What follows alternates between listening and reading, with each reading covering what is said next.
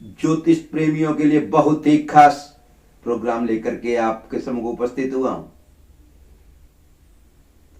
आज के युग में सारे रिश्ते नाते गणित पर आधारित हो चुके हैं।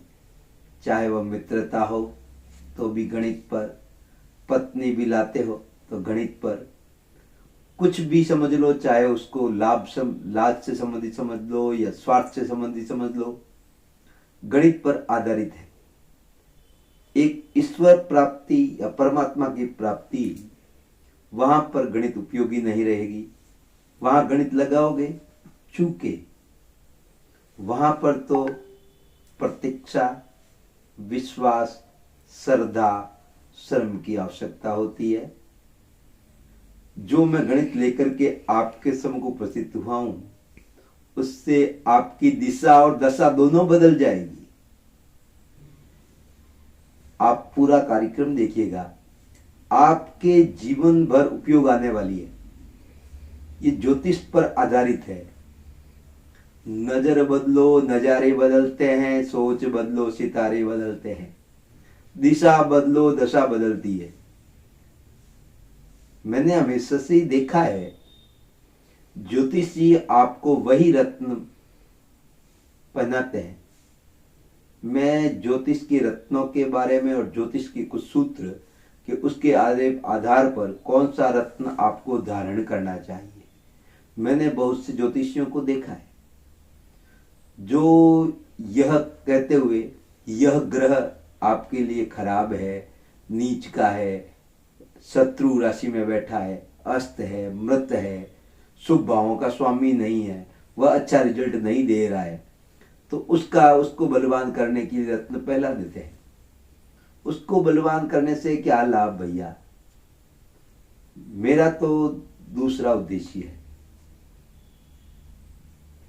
कौन सा रत्न कौन से भाव का स्वामी है, यह पढ़ने के लिए बताऊंगा मैं आपको, और एक विशेष गुरु मंत्र भी दूंगा जो वीडियो के अंत में लास्ट समय पर होगा। आप देखिएगा अवश्य। जो हमारे जन्म कुंडली में सबसे अच्छा ग्रह है, जो अच्छे भावों का स्वामी है, अच्छे स्थान पे है, सोगरी वगैरह है, जो अच्छा परिणाम हमको दे रहा है, उसको और बलवान बनाइए। तो जो अच्छा है वह तो आपको और लाभ करवाएगा। जो अच्छे भाव का स्वामी नहीं, उसका पहनने से क्या भाव लाभ?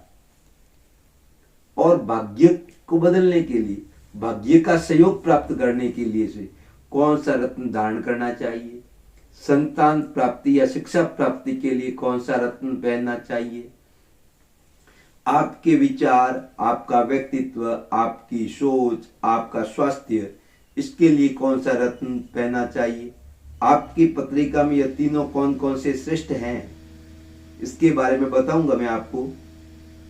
मेरे साथ बने रहना। आपकी रुचि है ज्योतिष में तो यह आपके लिए बहुत ही अच्छा प्रोग्राम रहने वाला है। अच्छा लगे तो शेयर भी करिएगा, मेरे लिए नहीं, आप स्वयं के लिए। जो आप देते हैं दूसरों को, वही तो लौटकर आपके पास आता है। तो मित्रों को, अपने रिश्तेदारों की ये अच्छी बात बताओगे तो वह आपको आशीर्वाद या आशीष देगा, तो आपके कार्य फलीभूत होंगे। अच्छा लग जाए तो पूरा देखना, वरना स्किप करके अंत में जो मैंने गुरु मंत्र दिया है वह तो अवश्य देखना, जीवन भर आपके लिए उपयोगी रहने वाला है। मैं ज्योतिष की ऐसी बातें बताऊंगा जो आपके मन को भा जाए। कुछ तो सामान्य सी बातें हैं और कुछ बहुत ही विशेष है। जो ज्योतिष प्रेमी है उनके लिए तो बहुत ही अच्छी बात है। हो सकता है दूसरे जिनको ज्योतिष की जानकारी नहीं है उनको थोड़ा सी मेरी बात समझ में। सूर्य, चंद्र आदि सब ग्रह जहां जिस भाव में बैठते हैं, वहां से अपनी सातवीं राशि को पूर्ण दृष्टि से देखते हैं। ये सभी ग्रह की स्थिति है, लेकिन इनमें भी कुछ ग्रहों को कुछ अधिक दृष्टियां उपलब्ध है। सप्तम के अतिरिक्त जैसे न्यायाधीश शनिदेव हैं, उनको तृतीय और दशम की एक्स्ट्रा स्थिति दृष्टियां उपलब्ध है। देवगुरु बृहस्पति को सप्तम के अतिरिक्त नवम और पंचम पूर्ण दृष्टियां उपलब्ध है। सेनापति मंगल देव जी को सप्तम के अतिरिक्त चतुर्थ और अष्टम को पूर्ण दृष्टि से देखते हैं। और कुछ दृष्टियां आदि, पाव, पौन इस तरीके से है, उनका वैसे विशेष महत्व नहीं है। और कुछ बातें आपको समझ लेनी चाहिए। सूत्र भी है, ग्रह खला खला नात्र सौम्य सौम्य कदाचन तत्त स्थानुसारेण भवन्ति खला शुभा शुभा खलस्तथा बोध्या तन्निमत्यो शृणु केन्द्राधिपतयः पापा भवन्ति यत शुभा यत शुभा पापस्तथा बोध्या लाचोत्तरोत्तरा। इस प्रकार से इन सूत्रों को समझ लेना चाहिए। पाराशर के अनुसार कौन कौन से ग्रहों के स्वामी शुभ है, कौन कौन से पापी, एक बार शुभ और पाप का आपको जानकारी हो जाए तो इसका फलादेश करना आसान हो जाता है। शुभ और पाप का भी उतना महत्व नहीं है जितना भावादीप होने के कारण शुभत्व पापत्व का। ज्योतिषकर्ता कहते हैं जो खल यानी कि दुष्ट या पापी ग्रह हैं वे यहां, अर्थात इस विचार से आवश्यक रूप से खल ही हो ऐसा नहीं है। शनि, मंगल, सूर्य, पाप युक्त बुध, क्षीण चंद्रमा नैसर्गिक रूप से पापी अथवा खल ही माने गए हैं ऐसा नहीं है। बहुत से लोग सूर्य को क्रूर कहते हैं, पापी नहीं। एक सामान्य समझने की वाली बात है। ग्रह पापी की संज्ञा में आते हैं। साधारण रूप से राहु केतु को भी तो पापी माना जाता है, लेकिन यहां पर इन दोनों को मैंने नहीं लिया क्योंकि भावादीप वश शुभत्व पापत्व की विवेचना हो नहीं सकती। राहु केतु किसी के स्वामी नहीं, राहु केतु किसी राशि का एकाधिक आधिपत्य नहीं करते। विशेष तौर से राहु केतु भावेश या भावादीप होने के कारण यहां उसकी चर्चा नहीं हो सकती। नैसर्गिक पाप वर्ग में राहु केतु को न लेकर के शनि मंगल आदि को गिनाया जाए। यदि नैसर्गिक पापी शुभ भवन घर के स्वामी हो तो वहां शुभ ही गिना जाएगा, उसकी दशा का फल शुभ ही कहा जाएगा। यह आवश्यक नहीं। शुभ ग्रह शुभ ही हो। शुभ ग्रह शुक्ल पक्ष की पंचमी से कृष्ण पक्ष की पंचमी तक का चंद्र होता है। कुछ लोग अष्टमी से अष्टमी गिन लेते हैं, लेकिन जो पूर्ण अपनी ताकत में होते हैं, अवस्था में होते हैं,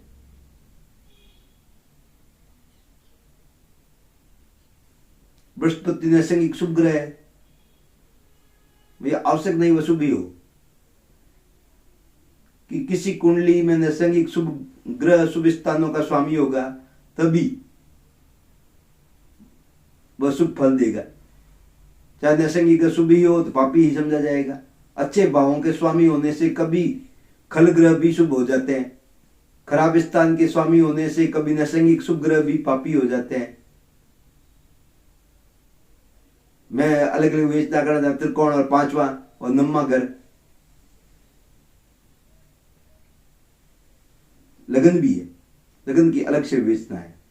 केंद्र प्रथम, चतुर्थ, सप्तम और दशम, त्रिक भाव, तीसरा, छठा और एकादश भाव, त्रिक भाव। लगन के दोनों ओर के घर, 12वां और दूसरा घर, अष्टम स्थान। केंद्र के अंतर्गत पहला घर लगन भी आ जाता है, किंतु लगन भाव में अन्य केंद्रों से कुछ विशेषता भी है क्योंकि वह त्रिकोण भी है। तो इसको त्रिकोण में भी सम्मिलित किया गया है और इसमें भी। जब पाप ग्रह भी त्रिकोणीय होने से शुभ माने जाते हैं, तब शुभ ग्रहों का तो कहना ही क्या, वे तो अधिक शुभ होंगे। सातों ग्रह षडाष्टक अर्थात इनमें से कोई भी त्रिशठ आय, तीसरा, छठा और एकादश आय भाव, लाभ भाव, इनमें से तीसरा, छठा, 11वें का मालिक होगा तो वह पापी माना जाएगा। जब शुभ ग्रह भी तीसरे, छठे, 11वें का मालिक होने से पापी माना जाता है, तो पाप ग्रह त्रिशठाधीश होने से और अधिक पापी हो जाएंगे। त्रिकोण का नेतृत्व सभी ग्रह नहीं करते, नवमो ग्रह नहीं करते। जैसे कि कन्या में राहु का ग्रह है, मिथुन राहु की उच्च राशि है। इस कारण यदि नवम पंचम में कन्या पड़े तो राहु को त्रिकोण का स्वामी माना जावे। त्रिकोण का स्वामी होने के कारण राहु को शुभ माना जावे। ऐसी स्थिति में एक राशि के, कन्या राशि के 2 स्वामी बुध भी हो जाएगा और राहु भी हो जाएगा, तो ये तो ज्योतिष स्वीकार नहीं करेगा। इसका अर्थ त्रिशठाधीश तीसरे, छठे और 11वें घरों का संबंध, इन स्थानों के मालिक पापी होता है। अष्टमेश भी पापी होता है। तृतीय, षष्टम, एकादश की वे नाम करते हैं। तीसरे, छठे और 11वें के मालिक पापी होते हैं, परंतु यदि तीसरे का मालिक तीसरे में, छठे का मालिक छठे में, एकादश का मालिक एकादश में हो तो वह पापी पापप्रद नहीं होता। यह एक विशेष बात बन जाती है। इसका आधार यही है, जब भी अपनी उच्च राशि में ग्रह दीप्त अपनी राशि में स्वस्थ कहलाता है, स्वस्थ ग्रह की दशा शुभ वर्णन हमको प्राप्त होता है, उसका फल, अच्छा फल मिलता है। अपने घर में ग्रह बली हो तो पाप यानी कि बुरा प्रभाव फल कैसे करेगा। यदि ग्रह अपनी राशि में हो तो उसकी दशा में किसी बड़े व्यक्ति की कृपा प्राप्त हो जाती है, सहायता से मनुष्य बहुत धनोपार्जन कर लेता है, उसके घर में लक्ष्मी दृढ़ता के साथ निवास करती है, जातक स्वयं प्रभुत्व को प्राप्त करता है। स्वराशि में स्थित ग्रह की दशा स्वयं बड़ा आदमी बन जाता है। जो वस्तु उसने अपने जीवन काल में खो दी है या छिन गई है या खराब हो गई है, तो वापस पुनः प्राप्त होने की संभावना रहती है इस दशा में। उच्च राशि में स्थित हो तो वह शुभ फल प्राप्त करता है, अशुभ फल नहीं। यदि सुग्रही अच्छे स्थान में हो तो 3/4 शुभ फल प्राप्त होता है, और अशुभ स्थान में हो तो 1/4 अशुभ फल मिलता है, बाकी का शुभ मिल जाता है। यदि तीसरे घर का स्वामी बलवान हो तो प्रसन्नता और अच्छी बातें सुनने को मिलती है। भाइयों में, मित्रों में प्रेम प्राप्त होता है। आप अपने कार्य क्षेत्र में वृद्धि कर लेते हैं। ऐसे व्यक्ति सद्गुण की प्राप्ति होने की, बड़े बड़े लोगों के सानिध्य प्राप्त होता है, और बड़े लोग आपका सानिध्य प्राप्त करने के लिए तैयार रहते हैं। आपके अधीन कुछ लोग कार्य करने को तैयार हो जाते हैं, यानी कि सेनापति जैसे उच्च पद की आपको प्राप्ति हो जाती है। षष्ठेश यदि बलवान होकर षष्ठेश में हो, छठे भाव का स्वामी छठे घर में बैठा हो, तो जातक में साहस, शत्रुओं पर विजय प्राप्त होती है, अति लक्ष्मीवान बन जाता है, उसका स्वास्थ्य सुंदर रहता है, स्वास्थ्य अच्छा रहता है, उसकी मनोदशा अच्छी हो जाती है, उसको कोई दबा सकने वाली स्थिति नहीं रहती। साथ में वह कुछ मेडिकल क्षेत्र है उसमें कुछ अच्छाइयां प्राप्त कर लेता है।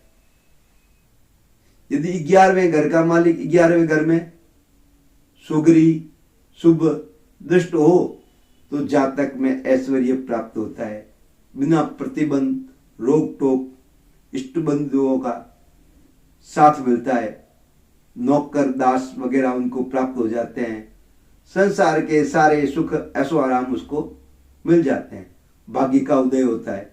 एकादश का मालिक की दशा में जो लाभ लाभ ग्रह है, आय ग्रह है, उसका स्वामी की दशा आ जाए और स्वामी उसी घर में हो। वैसे तो यहाँ पर कहा गया है कि पाप ग्रह भी यहाँ पर बैठे तो अच्छा परिणाम ही देते हैं। तृतीय में, षष्टेश में, एकादश में हो तो इन ग्रहों की पाप संज्ञा नहीं होती। अब केंद्राधिपतियों को ले लीजिए। सामान्य जो पापी समझे जाते हैं वे केंद्राधिपति होने से शुभ माने जाते हैं। जो सामान्य शुभ होते हैं अर्थात नैसर्गिक शुभ, वह केंद्राधिपति होने से पाप हो जाते हैं। लग्न की उपेक्षा चतुर्थेश बली है, चतुर्थेश की अपेक्षा सप्तमेश अधिक बली है, सप्तमेश से अधिक बली दशमेश होता है। इसी प्रकार त्रिकोणों में ले लो, पंचमेश से अधिक नवमेश, नवमेश से अधिक बली होता है। त्रिछठा आय, तीसरा छठा और आय उत्तरोत्तर आपस में एक दूसरे से अधिक बली हो जाते हैं। तृतीय से अधिक बली षष्टेश, षष्टेश से अधिक बली एकादशेश। अब मैं एक सामान्य उदाहरण सा बताऊं, जैसे मंगल यदि दशम का स्वामी हो, साथ ही अब जो रत्न पहनाने की बात आएगी उस पर जो दशम का स्वामी है मंगल, साथ ही साथ वह पंचम का भी स्वामी हो तो शुभ होता है। केवल दशमेश होने से शुभ नहीं होता। दशम में मंगल की राशि केवल कर्क लगन या कुंभ वाली कुंडलियों में ही हो सकती है। कर्क लगन वाली कुंडली में मंगल दशम और पंचम का स्वामी हो जाएगा, इसलिए शुभ है। पंचम त्रिकोण है और दशम केंद्र है, इन दोनों के शुभ ग्रहों का मालिक। किंतु कुंभ लगन वाली कुंडली में मंगल दशम और तृतीय स्वामी हो जाएगा, तो तृतीय के स्वामी की दशा अच्छी नहीं मानी जाती, उसका रिजल्ट अच्छा नहीं मिलता उनके स्वामी की। अर्थात केंद्राधिपति होने के साथ साथ त्रिकोणाधिपति नहीं होता, इस कारण से वह पापी हो गया। सौम्य ग्रह चंद्र बुध शुक्र आदि यदि लग्न चतुर्थ सप्तम दशम के स्वामी हो तो शुभ नहीं होते। अर्थात शुभ ग्रह भी केंद्र के अधिपति होने के कारण शुभ फल प्रदान नहीं करते। क्रूर ग्रह या नैसर्गिक ग्रह सूर्य मंगल शनि यदि केंद्राधिपति हो तो अशुभ फल प्रदान नहीं करते, शुभ फल ही प्रदान करते हैं। त्रिकोणाधिपतियों की उपेक्षा 63 आय के स्वामी अपेक्षाकृत केंद्र से प्रबल हैं। मतलब कहने का मेरा भाव यही है कि तीसरे का मालिक तीसरे में, षष्ठे का मालिक छठे में, एकादश का मालिक एकादश में हो, पापी नहीं होते हुए भी सामान्य सा यह बात लागू होती है, उनका रिजल्ट अच्छा मिलता है। अब मैं आपको कौन कौन से रत्न पहनने चाहिए, आपके लगन के लिए कौन सा अच्छा है, जो आपके विचार सोच व्यक्तित्व के लिए, आप शिक्षा ज्ञान के लिए कौन सा अच्छा है और भाग्य के लिए कौन कौन सा अच्छा है, और इसके बारे में मैंने लॉकेट भी बना करके तैयार किया है।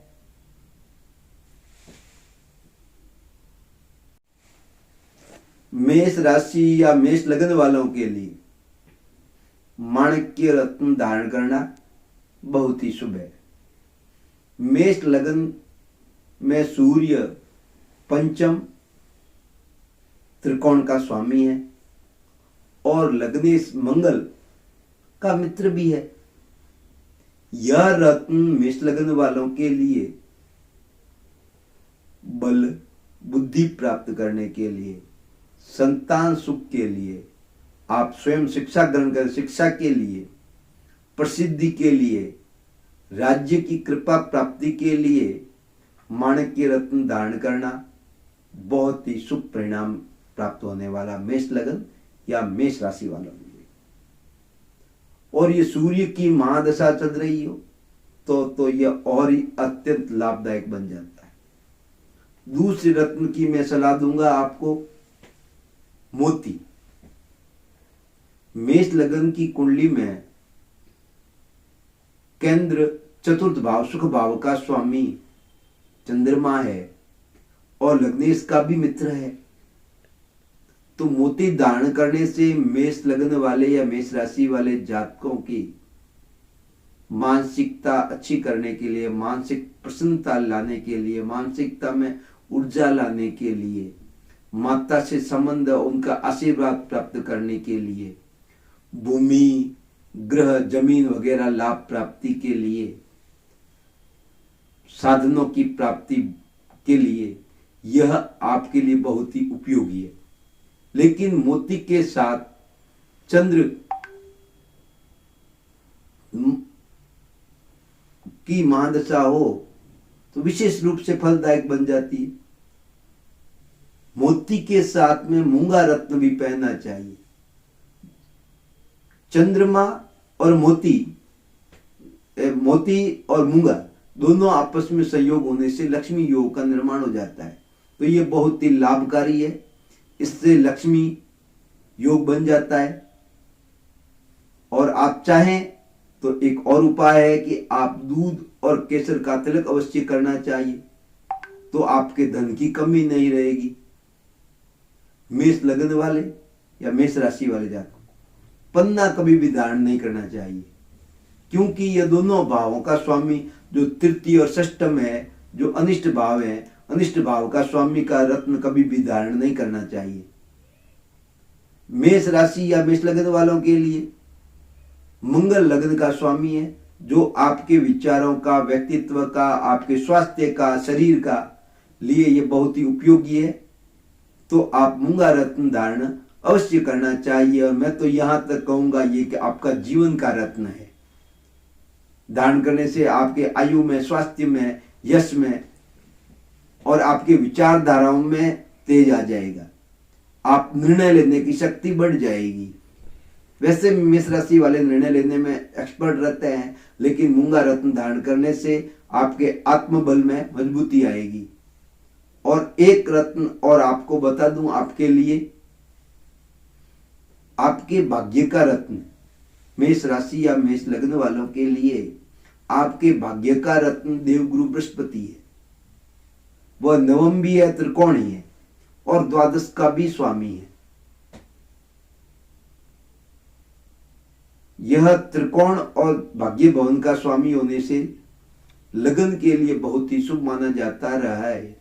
और आपके भाग्य की वृद्धि के लिए पुखराज धारण करना आपके लिए बहुत ही अच्छा रहेगा। इससे आपके धर्म, बुद्धि, बल, ज्ञान, विद्या, पिताजी से संबंध अच्छे, आपकी तरक्की, मान, प्रतिष्ठा, भाग्य में वृद्धि के लिए बहुत ही शुभकारी है। और अगर आपको देवगुरु बृहस्पति गुरु की दशा चल रही है तो और ज्यादा लाभदायक हो जाता है। मूंगे के साथ ये धारण करें तो और भी अच्छा है।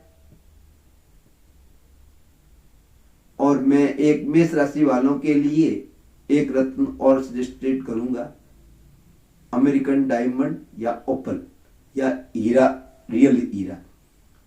तो यह आपके लक्ष्मी प्राप्ति का लिए तो अच्छा है, लेकिन यह सप्तम और आपके द्वितीय भाव, धन भाव का स्वामी होकर के अगर सुगरी या उच्च का है तो इसका रत्न अवश्य आपको धारण करना चाहिए। लेकिन यह रत्न धारण, क्योंकि यह मार्केश का भी स्वामी है, सप्तम और द्वादश द्वितीय, तो इसके कारण से यह रत्न धारण करने से पहले या तो आपको ज्योतिषी से अच्छी सी सलाह ले लेनी चाहिए, उसके बाद ये रत्न धारण करना चाहिए। इसकी दशा चल रही हो शुक्र की तो आपको रत्न धारण करना चाहिए, और रत्न धारण करने से पहले सलाह अवश्य आपको लेनी चाहिए। इसके अलावा मैं आपको समझा दूं कि संतान की प्राप्ति के लिए, शिक्षा के लिए आपको माणिक्य रत्न धारण करना है, माणिक्य और मूंगा। और भाग्य के लिए पुखराज और मूंगा रत्न धारण करना है। और आरोग्य स्वास्थ्य हेतु भी मूंगा रत्न अच्छा है। लक्ष्मी प्राप्ति हेतु आपको या व्यापार में, दाम्पत्य जीवन के लिए आपको हीरा रत्न या ओपल धारण करना चाहिए। इन सब के मैंने अलग से पेंडल भी तैयार कर रखे हैं, मोती और मूंगे का भी पेंडल तैयार करके रखा है, और आपके त्रिकोण के तीनों स्वामियों का रत्न का पेंडल भी तैयार कर रखा है, मूंगे का और माणक का और पुखराज का, जो कि अभिमंत्रित करके और बिल्कुल अच्छे दामों में आपको उपलब्ध करवाया जाएगा। आप चाहते हैं, अन्य संपर्क करना चाहते हैं, पत्रिका से संबंधित कोई अपनी कुंडली दिखाना चाहते हैं या रत्न धारण करना चाहते हैं, तो नीचे दिए गए नंबरों पर आप हमारे कार्यालय में संपर्क करिएगा और इसको शेयर भी करिएगा। अब मैं आपसे अनुमति लेना चाहता हूँ। आप स्वस्थ रहें, प्रसन्न रहें, मस्त रहें। नमस्कार।